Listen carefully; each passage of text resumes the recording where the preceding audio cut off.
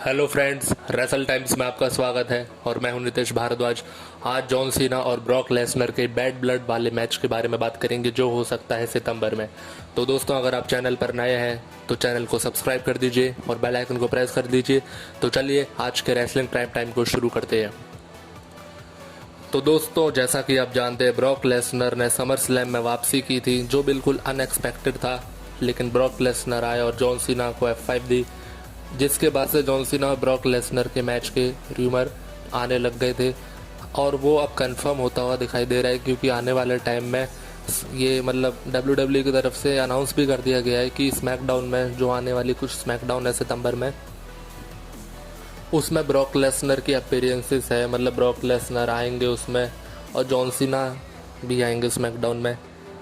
तो दोस्तों, bad blood pay per view सितंबर में होना है WWE का। हालांकि अभी नाम कंफर्म नहीं है, लेकिन पूरे चांसेस यही हैं कि जो पेपर व्यू होगा वो बैड ब्लड ही होगा, जो कि AEW के कंपटीशन का होगा। AEW का पेपर व्यू भी उसी दिन है और बैड ब्लड का पेपर व्यू भी उसी दिन है। तो इसलिए WWE ने अचानक से इस इवेंट को प्लान करा है और बैड ब्लड इस इवेंट का नाम हो सकता है। और हो सकता है इस मैच को जॉन सीना जीत जाए और जॉन सीना और ब्रॉक लेसनर के 2 मैचेस हो सकते हैं इस साल जॉन सीना के रिटायरमेंट से पहले। एक तो ये ब्रॉक लेसनर और जॉन सीना का जो मैच हो रहा है बैड ब्लड में होगा, और दूसरा क्राउन जूल में हो सकता है। उसमें शायद ब्रॉक लेसनर को WWE जिता दे। तो 2 मैचेस हो सकते हैं, एक में जॉन सीना जीत सकते हैं और एक में ब्रॉक लेसनर जीत सकते हैं।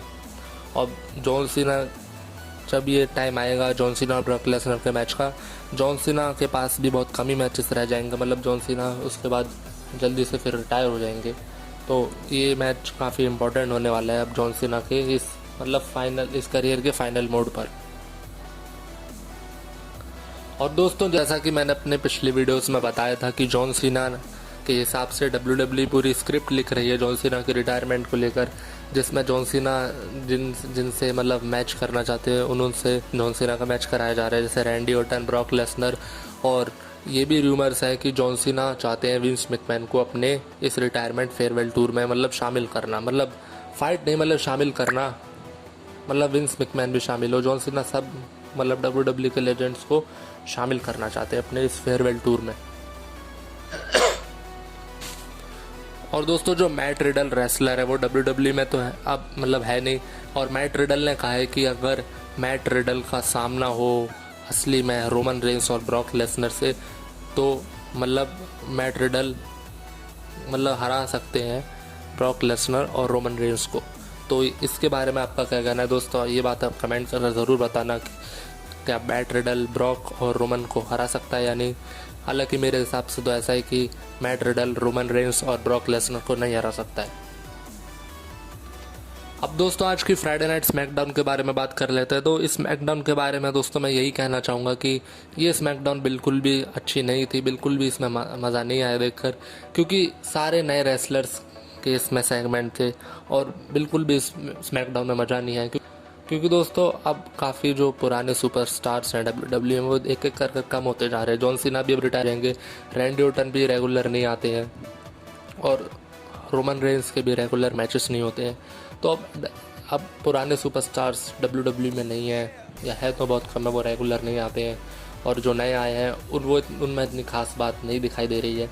तो इस वजह से WWE के जो काफ़ी शोज़ होते हैं, रॉ और स्मैकडाउन, वो काफ़ी बोरिंग हो जाते हैं और पेपर व्यू में मैचेस होते हैं अच्छे सुपरस्टार्स के, जिस वजह से WWE को देखने में अच्छा लगता है।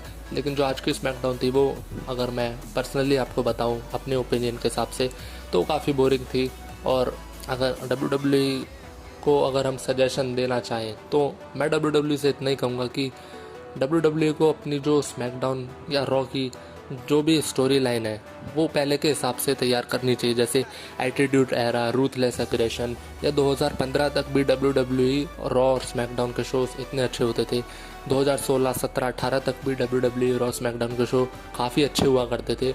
लेकिन धीरे धीरे जैसे नया टाइम आया, WWE ने एक नए एरा में खुद को डेवलप करा, जिस वजह से नए टैलेंट लाने के तो WWE अपने पुराने सुपरस्टार्स को, अपने पुराने टैलेंट को और अपनी पुरानी स्टोरी लाइन को वो चलाती आ रही थी, कहीं ना कहीं अब वो दिखाई WWE में नहीं दे रहा है।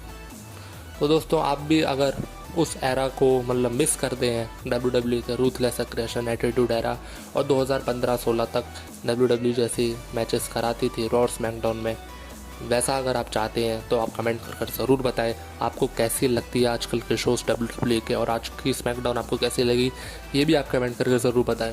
तो दोस्तों ब्रॉक लेसनर और जॉन सीना के 2 मैचेस इस साल हो सकते हैं, बैड ब्लड और क्राउन जूल में। क्राउन जूल वाला मैच अभी कंफर्म नहीं है लेकिन उसके चांसेस हैं, हालांकि बैड ब्लड वाला जो मैच है जॉन सीना और ब्रॉक लेसनर का वो लगभग कंफर्म है। तो दोस्तों आज की वीडियो में इतना ही।